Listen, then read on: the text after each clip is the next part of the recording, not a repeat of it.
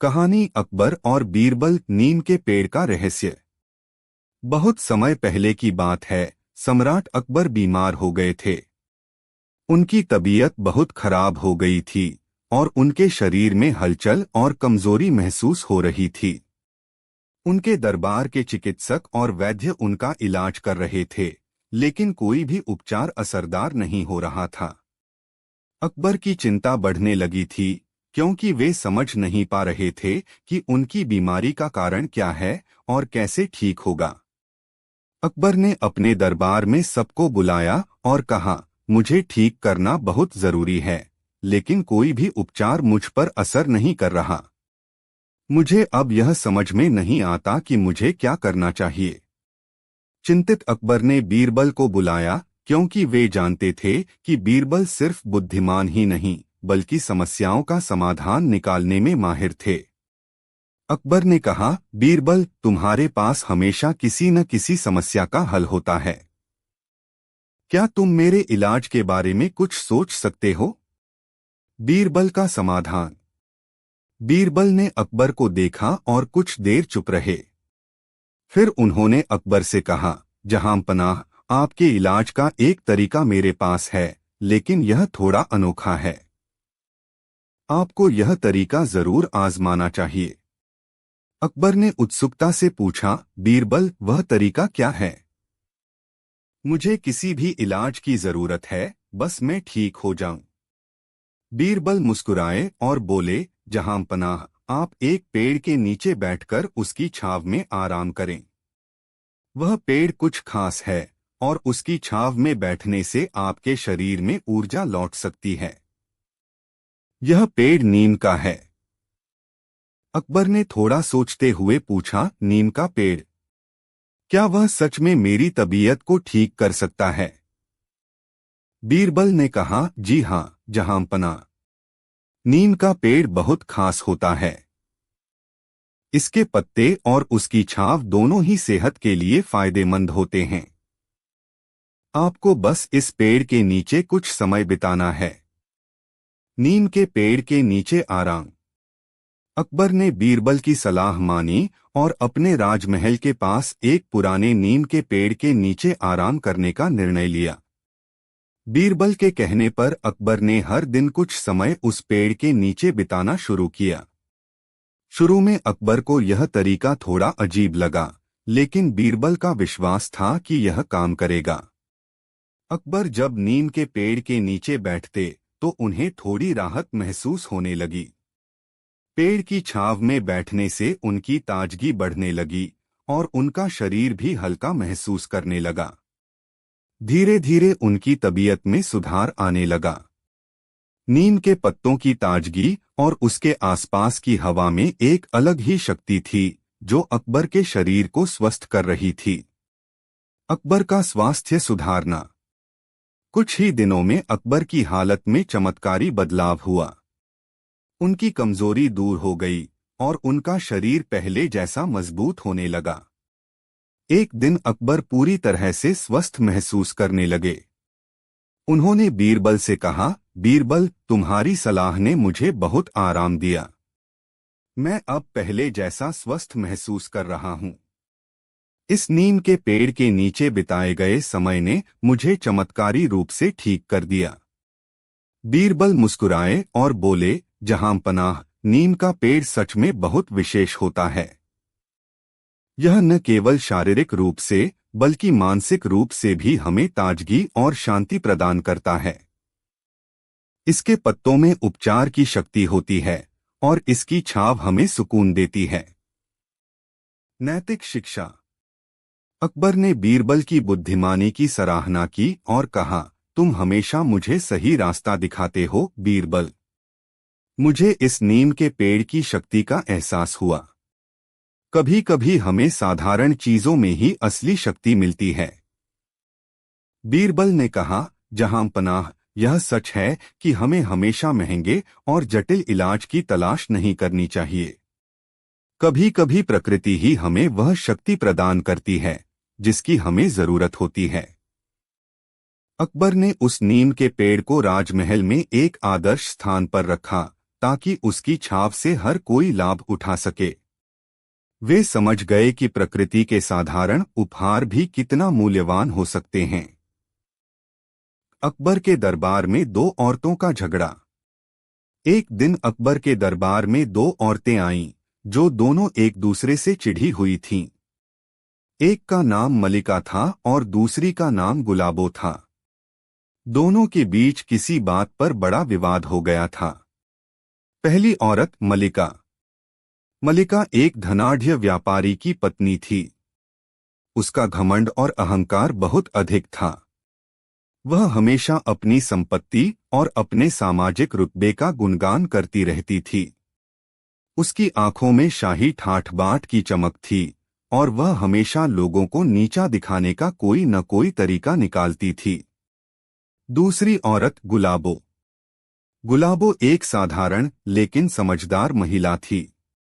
वह गरीब थी, लेकिन उसके पास एक विशेष प्रकार की बुद्धि और सादगी थी।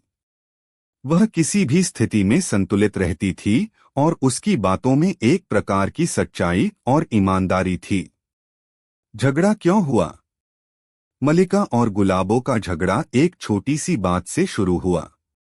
एक दिन जब दोनों बाजार में एक दूसरे से मिले तो मलिका ने गुलाबो को चिढ़ाते हुए कहा, तुम जैसे लोगों के लिए यह महल नहीं बल्कि एक छोटी सी झोपड़ी ही ठीक है। तुम्हारी जैसे लोगों के पास तो यही अच्छा है। गुलाबो ने शांत रहते हुए उत्तर दिया, मैं खुश हूं जो कुछ भी मेरे पास है और तुम्हारी तरह घमंड नहीं करती। मलिका ने इसे चुनौती समझा और गुलाबो को अपमानित किया। दोनों के बीच बहस बढ़ गई और बात अकबर के दरबार तक पहुंच गई। दरबार में अकबर की चिंता। अकबर ने दोनों औरतों को दरबार में बुलवाया और पूछा, तुम दोनों क्यों झगड़ रही हो?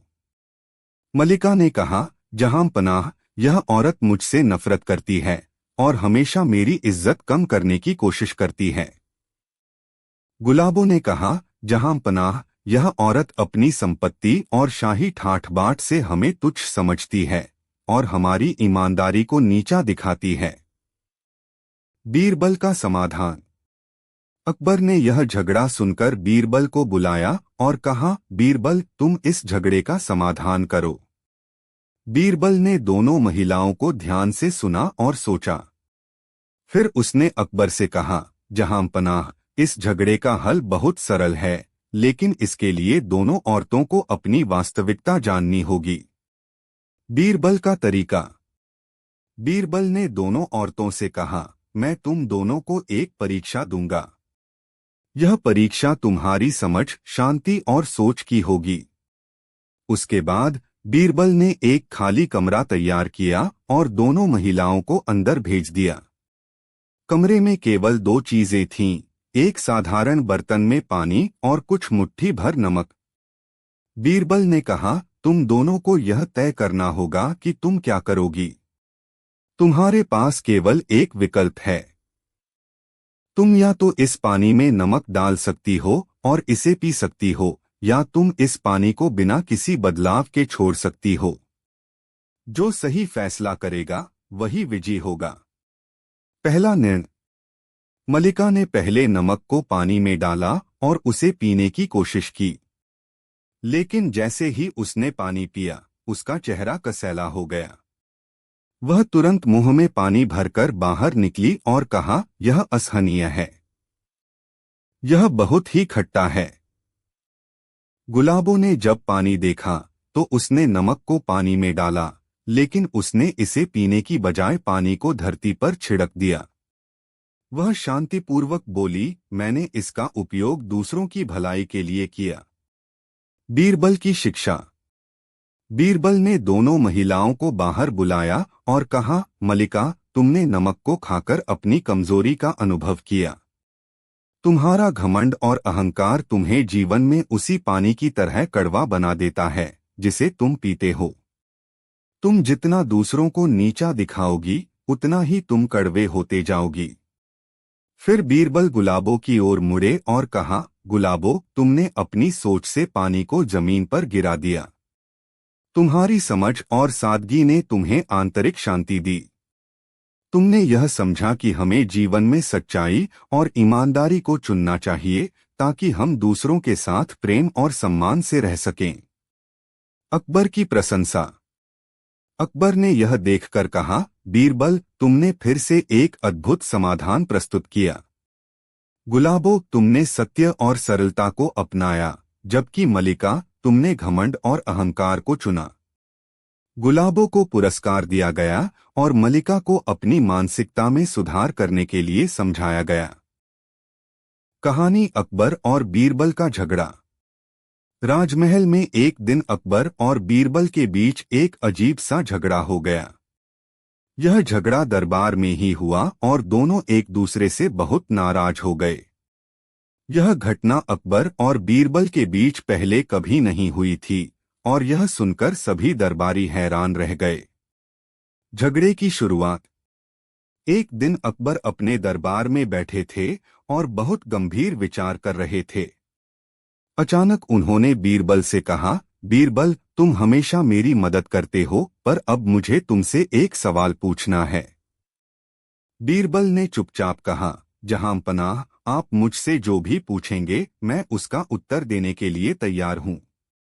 अकबर ने गंभीरता से कहा, अगर तुम सचमुच इतने बुद्धिमान हो तो मुझे यह बताओ कि तुम कौन सा काम करोगे यदि तुम्हारे सामने दो विकल्प हो, एक रास्ता सुलभ हो पर छोटा और दूसरा रास्ता कठिन हो लेकिन उससे बहुत बड़ा इनाम मिले। बीरबल मुस्कुराए और बिना सोचे समझे कहा, जहांपनाह, मैं हमेशा कठिन रास्ता चुनता हूं क्योंकि उससे बड़ा इनाम मिलता है। अकबर ने थोड़ा गुस्से में कहा, तुम्हारी यह बात मुझे ठीक नहीं लगी बीरबल। तुम अपने विचारों में इतना ढीला कैसे हो सकते हो? तुमने कभी कठिन रास्ते का अनुभव नहीं किया है तो कैसे कह सकते हो कि वह सही होगा? बीरबल ने थोड़ी देर चुप रहकर कहा, जहांपनाह, मैं जो कह रहा हूं वह मेरी सोच है। क्या आप मुझे यह कहने की अनुमति देंगे कि आप ही ने कभी उस कठिन रास्ते को नहीं अपनाया? यह सवाल सुनते ही अकबर गुस्से में आ गए और उन्होंने कहा, तुमने मेरे फैसले पर सवाल उठाया। यह तुम्हारा अपमान है बीरबल। मैं तुमसे कभी नहीं कह सकता था कि तुम मेरी आलोचना करोगे। अकबर और बीरबल का झगड़ा बढ़ना। यह सुनकर बीरबल ने भी गुस्से में कहा, जहांपनाह, क्या आप अपने फैसलों पर सवाल नहीं उठा सकते? क्या आप हमेशा सही होते हैं? यह बहस धीरे धीरे बढ़ने लगी और दोनों के बीच झगड़ा बढ़ता गया। अकबर ने गुस्से में आकर कहा, बीरबल, तुम मुझे चुनौती दे रहे हो। क्या तुम मेरे सामने ऐसा करना चाहते हो? बीरबल ने भी बिना घबराए कहा, जहांपनाह, मैं आपकी पूरी इज्जत करता हूं, लेकिन अगर आप मुझसे अपनी राय पूछते हैं तो मैं अपने विचार प्रकट करूंगा। अब अकबर और बीरबल के बीच तीखी बहस शुरू हो गई। दरबारी और मंत्री भी चुपचाप देख रहे थे क्योंकि उन्हें यह कभी नहीं हुआ था कि अकबर और बीरबल के बीच ऐसा झगड़ा हो। बीरबल का चतुर उत्तर। जब यह झगड़ा अपने चरम पर पहुंचा तो बीरबल ने एक शरारत भरी मुस्कान के साथ अकबर से कहा, जहांपनाह, मैं जानता हूं कि आप गुस्से में हैं, लेकिन क्या आप मुझे एक मौका देंगे? अकबर ने गुस्से में कहा, क्या तुम अब भी मुझे कोई सलाह देना चाहते हो?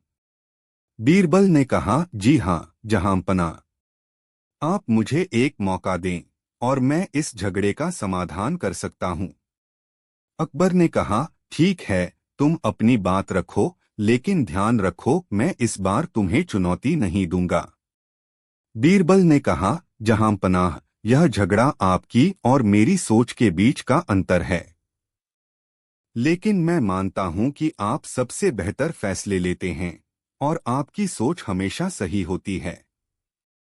अकबर ने चौंकते हुए पूछा, तुम क्या कहना चाहते हो बीरबल? बीरबल ने धीरे से कहा, जहांपनाह, यह झगड़ा दरअसल हमारे बीच का आपसी संबंध था। हम दोनों एक दूसरे से प्यार और इज्जत करते हैं, लेकिन कभी कभी हमारी सोच अलग हो जाती है। इस झगड़े का समाधान सिर्फ एक चीज है, हमें एक दूसरे की सोच को समझने की जरूरत है और हमें यह स्वीकार करना होगा कि हम दोनों सही हैं। झगड़े का समाधान। अकबर ने बीरबल की बातों को ध्यान से सुना और फिर धीरे से मुस्कुराए। उन्होंने कहा, बीरबल, तुमने सही कहा। कभी कभी हमें अपनी सोच में लचीलापन रखना चाहिए और एक दूसरे की राय का सम्मान करना चाहिए। अकबर ने बीरबल से कहा, मैं तुमसे नाराज था, लेकिन अब मुझे एहसास हुआ कि तुमने सही कहा। हम दोनों की सोच अलग हो सकती है, लेकिन हम दोनों का उद्देश्य एक ही है, राजमहल की भलाई। बीरबल ने सिर झुकाया और कहा, जहां पनाह, यही है सही रास्ता। हमें एक दूसरे की सोच को समझना चाहिए और साथ मिलकर काम करना चाहिए। नैतिक शिक्षा। अकबर और बीरबल ने एक दूसरे को गले लगा लिया और फिर दरबार में सबको यह संदेश दिया कि हमें हमेशा अपनी सोच को लचीला रखना चाहिए और एक दूसरे के विचारों का सम्मान करना चाहिए। कभी कभी एक छोटे से झगड़े से भी हमें बड़ी सीख मिल सकती है। अकबर और बीरबल की प्रतियोगिता, बुद्धि और समझ का खेल। एक दिन अकबर के दरबार में एक अजीब स्थिति उत्पन्न हो गई। दरबार में एक व्यापारी आया जिसका नाम रामलाल था।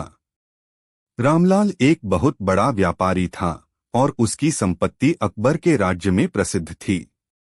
उसने अकबर के पास एक प्रस्ताव भेजा जिसमें उसने कहा, जहां पनाह, मैं और मेरे लोग एक प्रतियोगिता आयोजित करना चाहते हैं। इस प्रतियोगिता का उद्देश्य यह है कि हम अपनी समझ और बुद्धि के आधार पर यह साबित करें कि कौन सबसे अच्छा है। अकबर ने इस प्रस्ताव को स्वीकार किया, लेकिन उन्होंने यह भी तय किया कि वह इस प्रतियोगिता को न केवल मजे के लिए बल्कि अपनी प्रजा की बुद्धि को परखने के लिए आयोजित करेंगे। अकबर ने बीरबल को बुलवाया और कहा, बीरबल, तुम जानते हो कि हम अक्सर लोगों की बुद्धि का परख करते हैं। यह प्रतियोगिता बहुत दिलचस्प हो सकती है और मैं चाहता हूं कि तुम इसका हिस्सा बनो। प्रतियोगिता का आरंभ। अगले दिन दरबार में रामलाल और उसके लोग आए। अकबर ने सभी को बिठाया और प्रतियोगिता की शुरुआत की घोषणा की। प्रतियोगिता का तरीका यह था कि दो टीमें बनाई जाएंगी, एक टीम रामलाल की होगी और दूसरी टीम बीरबल की। दोनों टीमों को एक ही प्रश्न का उत्तर देना होगा, लेकिन हर सवाल में एक ट्विस्ट होगा। पहला सवाल पूछा गया, एक आदमी को एक घोड़ा और एक गाय चाहिए। उसे यह दोनों केवल 10 सोने के सिक्कों में मिल सकती हैं। कैसे? रामलाल के लोग जल्दी से सोचे और एक उत्तर दिया, आप घोड़ा और गाय एक साथ एक बंडल में खरीद सकते हैं और वह बंडल कुल 10 सोने के सिक्कों में ही मिलेगा। यह सुनकर बीरबल हंसा और बोला, यह सही उत्तर नहीं है। देखिए, घोड़ा और गाय का मोल बाजार में अलग अलग होता है और कोई भी उस बंडल को नहीं बेचेगा। फिर बीरबल ने उत्तर दिया, यहाँ पर उत्तर यह है कि अगर आप घोड़ा 9 सिक्कों में खरीदे और गाय 1 सिक्के में खरीदे तो कुल मिलाकर 10 सिक्के लगेंगे। अकबर ने कहा, बीरबल, तुम्हारा उत्तर बिल्कुल सही है। अगला सवाल। दूसरा सवाल था, एक आदमी घर के भीतर सोने के सिक्कों की एक पंक्ति लगाना चाहता है, लेकिन घर में 2 ही रास्ते हैं। एक रास्ता खुला है लेकिन दूसरा रास्ता बंद है। वह कैसे करेगा? रामलाल के लोग इस सवाल पर सोचने लगे, लेकिन कोई उत्तर नहीं दे पाए। तब बीरबल ने मुस्कुराते हुए कहा, आदमी घर में दोनों रास्तों को एक साथ खोल सकता है और फिर सिक्कों की पंक्ति दोनों रास्तों में लगा सकता है ताकि दोनों रास्तों पर समान रूप से सिक्के लग जाएं। अकबर ने कहा, बीरबल, तुमने सही जवाब दिया, लेकिन रामलाल की टीम का उत्तर अभी भी कुछ और हो सकता है। तीसरा सवाल। तीसरा सवाल थोड़ा पेचीदा था। एक आदमी को एक जादुई कांच की बोतल मिलती है जो कभी खाली नहीं होती। वह बोतल हमेशा भरी रहती है। वह कैसे?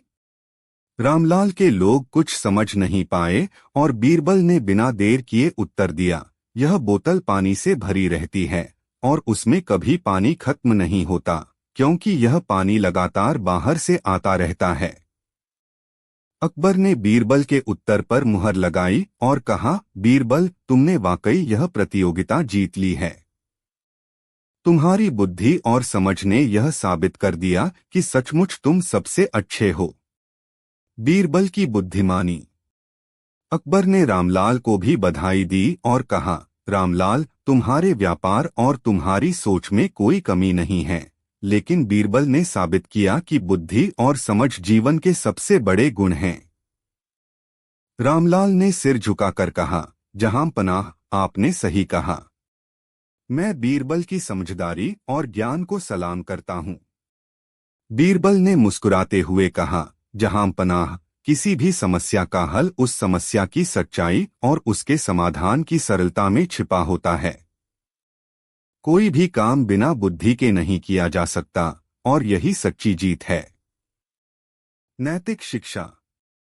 अकबर ने यह महसूस किया कि बिना सोच समझ के किए गए काम अक्सर नाकाम हो जाते हैं, और सच्ची सफलता केवल उन लोगों को मिलती है जो अपने दिमाग का सही तरीके से इस्तेमाल करते हैं। अकबर ने दरबारियों से कहा, यह प्रतियोगिता एक महत्वपूर्ण शिक्षा दे गई है। हम सभी को अपने कामों में बुद्धि और समझ का प्रयोग करना चाहिए। जीवन की जटिलताएं केवल सरल और सही सोच से हल होती हैं। कहानी, अकबर और बीरबल का राज दरबार में बड़ा मेला। एक दिन अकबर ने अपने दरबार में सभी मंत्रियों को बुलाया और कहा, मैंने सोचा है कि इस बार राजमहल में एक बड़ा मेला आयोजित किया जाए। इसमें सभी प्रकार के खेल, नृत्य, संगीत और मनोरंजन के कार्यक्रम होंगे। यह मेला हमारे राज्य के सभी नागरिकों को एक साथ लाएगा और खुशी का माहौल बनाएगा। सभी दरबारी खुश हो गए, लेकिन बीरबल थोड़े सोच में पड़ गए।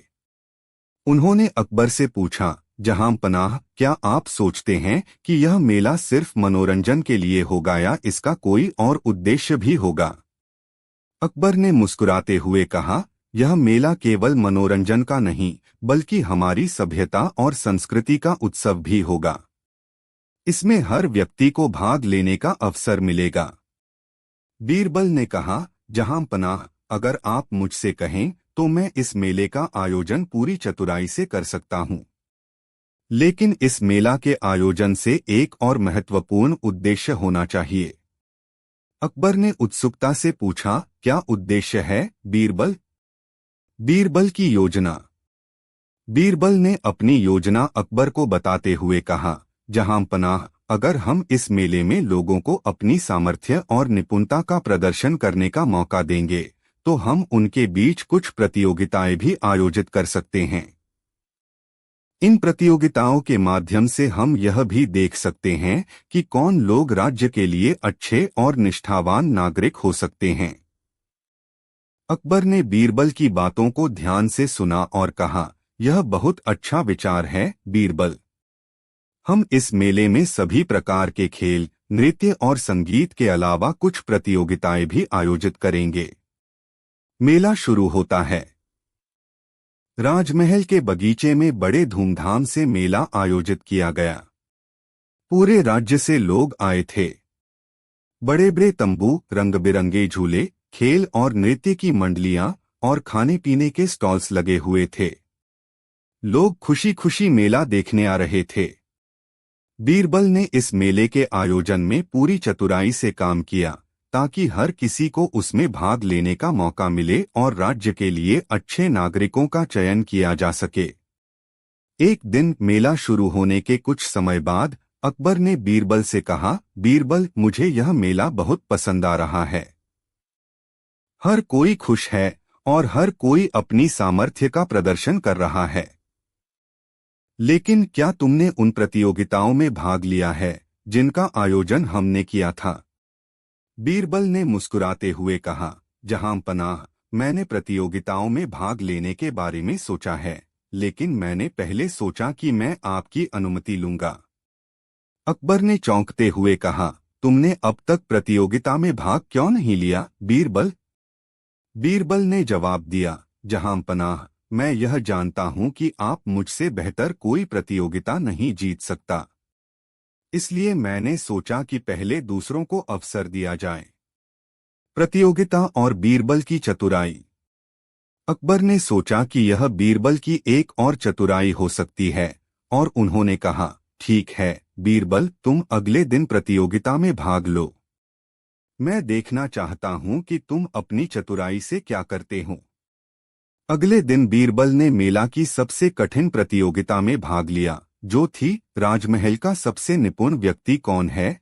इस प्रतियोगिता में सभी प्रतिभागियों को विभिन्न प्रकार के सवालों और चुनौतियों का सामना करना था। जो व्यक्ति इन चुनौतियों को सबसे अच्छे तरीके से हल करता, वह प्रतियोगिता का विजेता बनता। जब प्रतियोगिता का समय आया तो सभी प्रतियोगी अपनी पूरी तैयारियों के साथ उपस्थित हुए। बीरबल ने प्रतियोगिता में हिस्सा लिया और शुरुआत से ही सभी सवालों का सही और बुद्धिमानी से उत्तर दिया। बाकी प्रतियोगी आश्चर्यचकित हो गए कि बीरबल ने हर सवाल का उत्तर इतनी चतुराई से दिया। अकबर का आश्चर्य।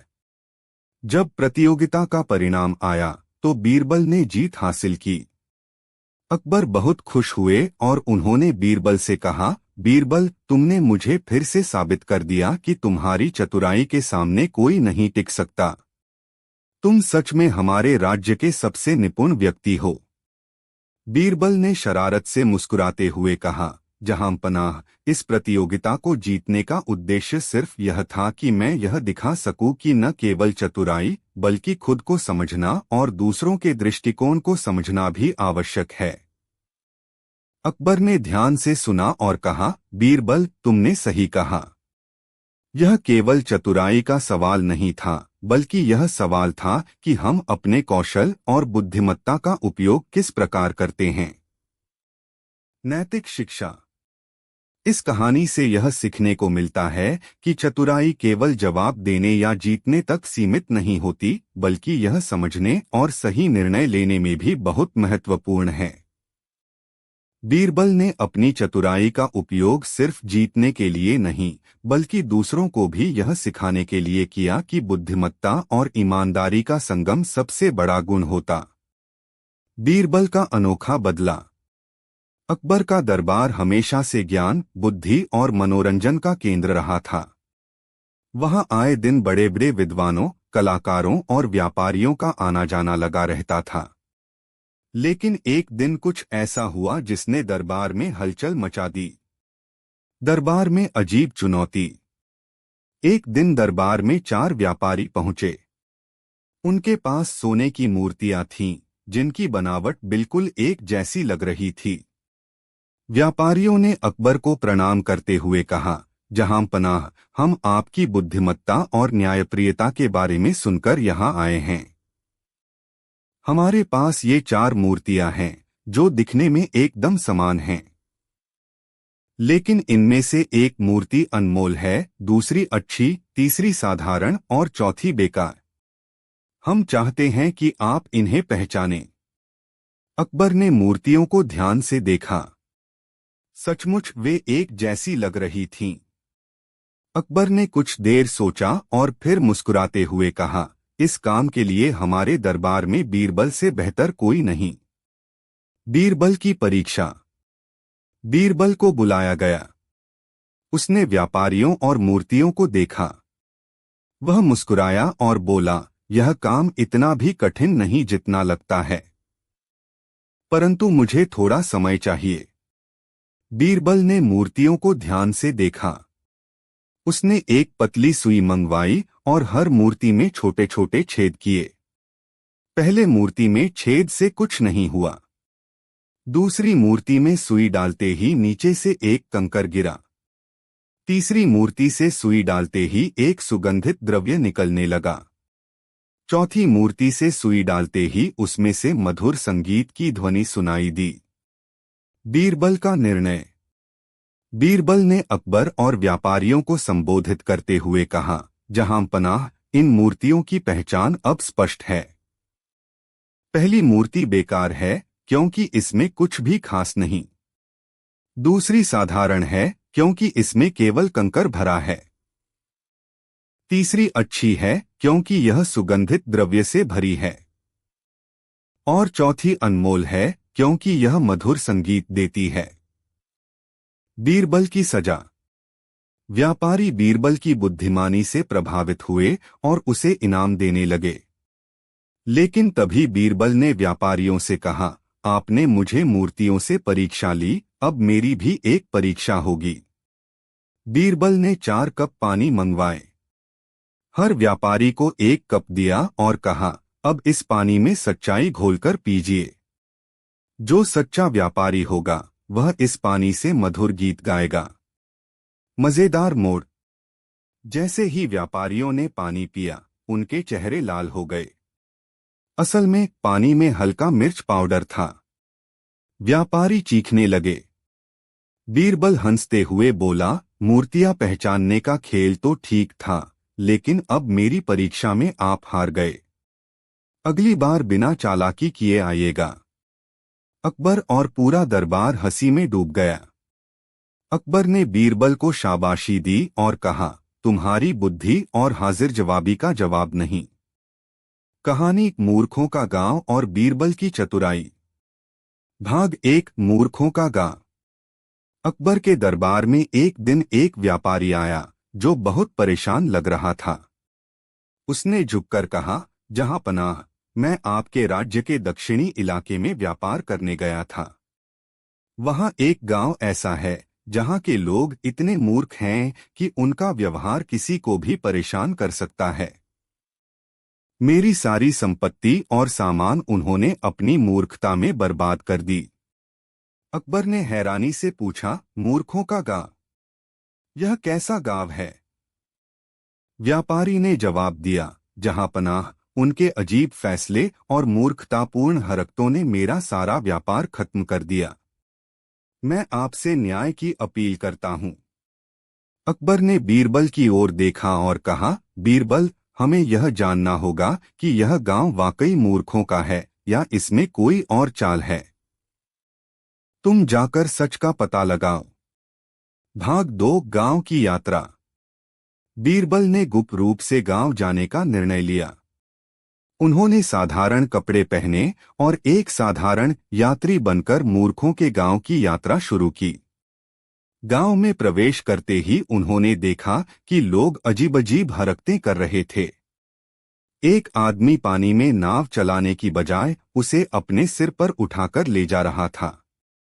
एक किसान हल चलाने की बजाय बैल को गाड़ी में बैठाकर खुद खींच रहा था। एक औरत अपने मटके को पानी भरने की बजाय उसे नदी में तैराने की कोशिश कर रही थी। बीरबल ने मन ही मन सोचा, यह जगह सचमुच अजीब है। लेकिन मुझे देखना होगा कि इन हरकतों के पीछे क्या कारण है। भाग 3। मूर्खों का राजा।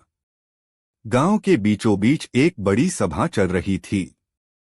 वहां के लोग एक व्यक्ति को मूर्खों का राजा कहकर उसकी जय जयकार कर रहे थे। बीरबल ने पास जाकर देखा तो वह व्यक्ति एक ऊंचे मंच पर बैठा था और अजीब-अजीब फैसले सुना रहा था। कल से सूरज को पूरब के बजाय पश्चिम से उगने का आदेश दिया जाता है। हर व्यक्ति अपने खेत को उल्टा जोतेगा ताकि फसल सीधी उगे। बीरबल ने उस राजा से पूछा, महाराज, आपके ये फैसले क्या गांव के लिए फायदेमंद हैं? राजा ने गर्व से कहा, हमारे गांव में जो भी अजीब काम करता है उसे सबसे बड़ा सम्मान दिया जाता है। यही हमारी परंपरा है। भाग 4। बीरबल का सवाल। बीरबल ने हंसते हुए कहा, अगर ऐसा है तो मुझे भी यहाँ रहकर सबसे बड़ा मूर्ख बनना है। लेकिन इसके लिए मुझे आपकी सबसे अजीब परंपरा का हिस्सा बनना होगा। राजा ने कहा, अगर तुम हमारे गांव में सबसे अजीब काम करोगे तो हम तुम्हें मूर्खों का महामंत्री बना देंगे। बीरबल ने कहा, ठीक है। मैं आपको अपनी अजीब हरकत कल दिखाऊंगा। भाग 5। बीरबल की योजना। रात में बीरबल ने गांव का निरीक्षण किया और समझा कि यहाँ के लोग मूर्ख नहीं हैं, बल्कि यह उनकी चालाकी है। वे अपने अजीब व्यवहार से बाहरी लोगों को डराकर लूटते हैं। व्यापारी की संपत्ति भी इसी योजना का हिस्सा थी। अगले दिन बीरबल ने सभा में पहुंचकर कहा, मैंने तय कर लिया है कि मैं आपके गांव का सबसे बड़ा मूर्ख बनूंगा। राजा ने कहा, बताओ तुम क्या करोगे? बीरबल ने कहा, मैं इस गांव में आग लगा दूंगा ताकि इस जगह को दुनिया का सबसे मशहूर मूर्खों का गांव बना सकूं। यह सुनकर राजा और गांव वाले डर गए। उन्होंने कहा, नहीं नहीं, ऐसा मत करो। बीरबल ने मुस्कुराते हुए कहा, अगर मैं आग नहीं लगाऊं तो मुझे मूर्खों का महामंत्री बना दो और अपने सारे चोरी किए हुए सामान वापस कर दो। भाग 6 गांव वालों की हार। गांव वालों ने डर के मारे व्यापारी की सारी संपत्ति लौटाई और कहा, अब हमें माफ कर दो, हम मूर्ख नहीं हैं। यह सब हमने अपनी रक्षा और अमीर बनने के लिए किया था। बीरबल ने गांव वालों को समझाया, मूर्खता और चालाकी के बीच का अंतर जानना जरूरी है। अगर तुम अपनी ऊर्जा सही दिशा में लगाओगे तो तुम्हारा गांव भी महान बन सकता है। भाग 7 अकबर का न्याय। जब बीरबल दरबार लौटे और सारी बात बताई तो अकबर ने गांव वालों को सजा देने के बजाय उन्हें सही मार्ग पर चलने का आदेश दिया। उन्होंने कहा, यह गांव अब बुद्धिमानों का गांव कहलाएगा और वहां शिक्षा और व्यापार को बढ़ावा दिया जाएगा। अंतिम संदेश। यह कहानी सिखाती है कि मूर्खता से भरी हरकतें भी कभी-कभी चालाकी का नकाब पहन सकती हैं। सच्चा ज्ञान और चतुराई ही हमें सही रास्ता दिखाती है। कहानी अकबर और बीरबल, दूर देश से आए दोस्त और उनका झगड़ा। एक दिन अकबर के दरबार में 2 व्यापारी पहुंचे। दोनों व्यापारी एक दूसरे को देखकर चौंके, जैसे एक दूसरे को पहचानते हों। वे दोनों बड़े ही सम्मानजनक और कपड़े पहने हुए थे और उनके चेहरे पर चिंता के स्पष्ट निशान थे।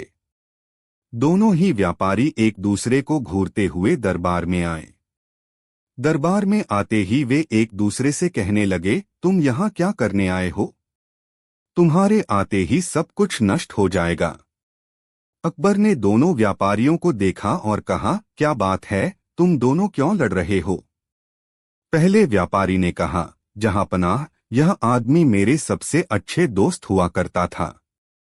हम दोनों एक ही गांव से थे और सालों तक साथ व्यापार करते थे, लेकिन यह अब मुझसे धोखा दे रहा है। दूसरे व्यापारी ने कहा, यह झूठ बोल रहा है। मैं इसके साथ व्यापार करता था, लेकिन यह हमेशा मुझसे बेईमानी करता था। अब मैं इसे सजा देना चाहता हूं। अकबर ने दोनों को ध्यान से सुना और फिर बीरबल को इशारा किया। बीरबल ने कहा, जहांपनाह, मुझे इन व्यापारियों के झगड़े का हल ढूंढने का अवसर दें। बीरबल ने दोनों व्यापारियों से कहा, तुम दोनों के बीच जो भी झगड़ा है उसे हम सुलझा सकते हैं, लेकिन इसके लिए मुझे तुम्हारे पिछले व्यवहार और हरकतों के बारे में कुछ सवाल पूछने होंगे। दोनों व्यापारी सहमति में सिर हिलाते हुए बीरबल के पास आए।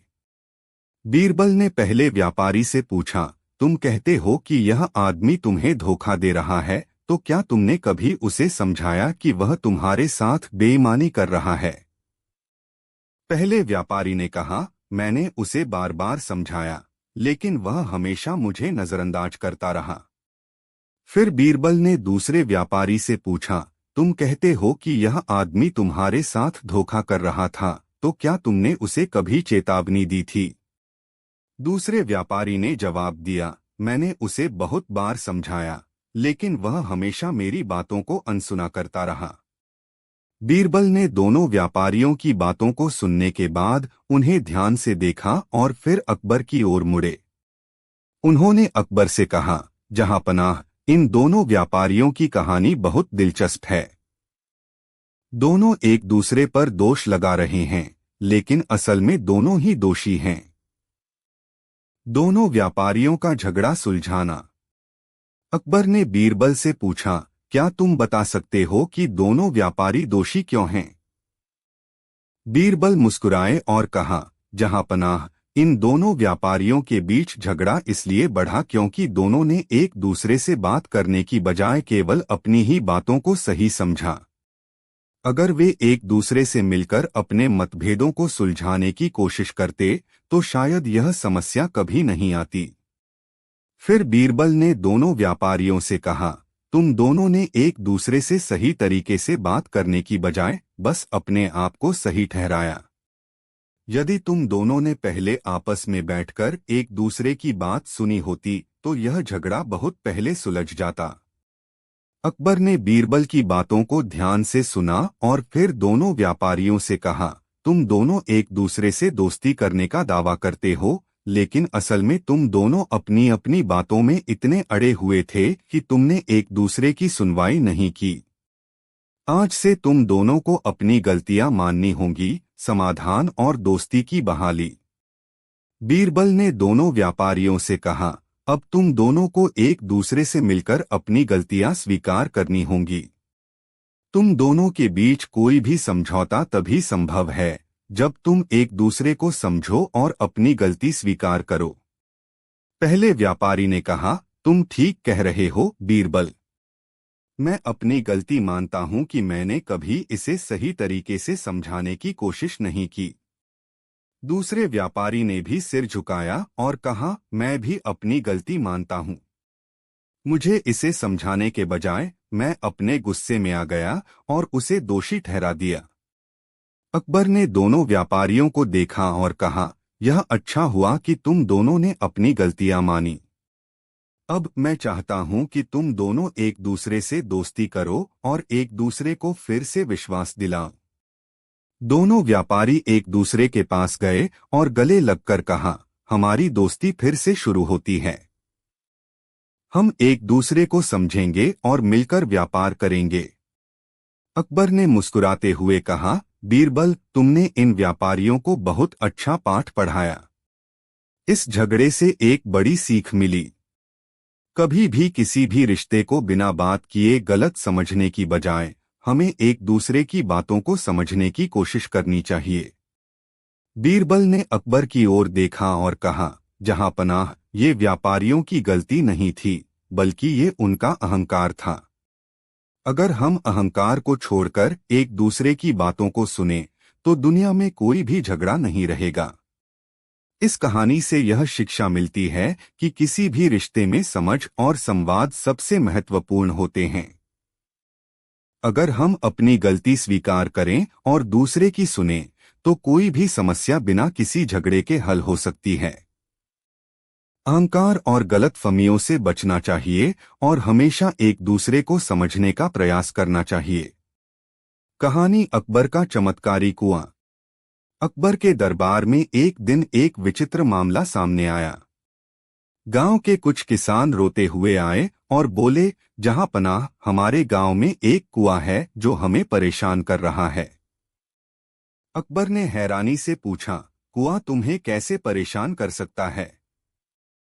एक किसान ने कहा, जहां पनाह, जो भी इस कुएं से पानी भरता है वह पानी कुछ देर बाद गायब हो जाता है, और अगर कोई इसे रात में देखता है तो उसे वहां पर परछाइयां और आवाजें सुनाई देती हैं। अकबर को इस घटना में रुचि हुई।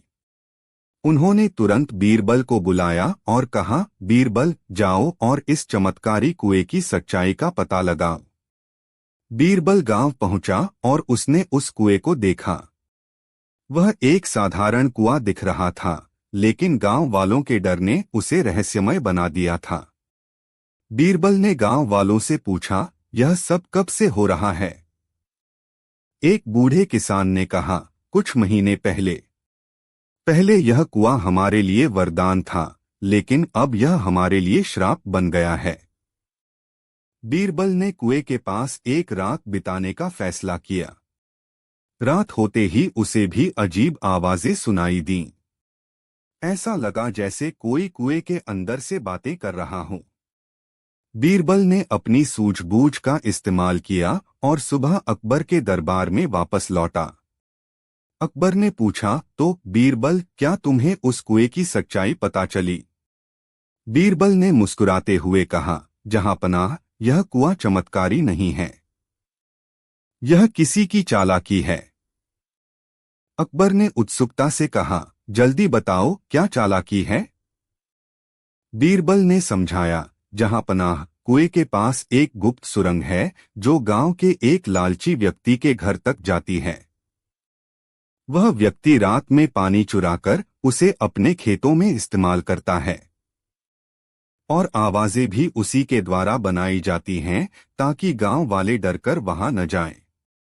बीरबल ने गांव वालों को बुलाकर कहा, हम इस लालची व्यक्ति को रंगे हाथों पकड़ेंगे। रात को जब वह व्यक्ति कुएं से पानी निकाल रहा था, तब बीरबल और गांव वालों ने उसे पकड़ लिया। वह डर के मारे सच बोलने लगा, मैंने यह सब इसलिए किया क्योंकि मैं चाहता था कि मेरे खेत सबसे उपजाऊ बने। अकबर ने गांव वालों से कहा, यह घटना हमें सिखाती है कि लालच और धोखा दोनों ही विनाश का कारण बनते हैं। इस व्यक्ति को दंड दिया जाएगा और गांव वालों को उनके कुएं की सुरक्षा की जिम्मेदारी दी जाएगी। लालची व्यक्ति को सजा दी गई और गांव का कुआं फिर से सभी के लिए उपलब्ध हो गया। उस दिन से वह कुआं फिर से वरदान बन गया। गांव वालों ने बीरबल की सूझबूझ और अकबर के न्याय की सराहना की। अकबर ने कहा, यह बीरबल का ही कमाल है कि उसने इस मामले को इतनी आसानी से सुलझा दिया। हमें गर्व है कि हमारे पास ऐसा चतुर मंत्री है।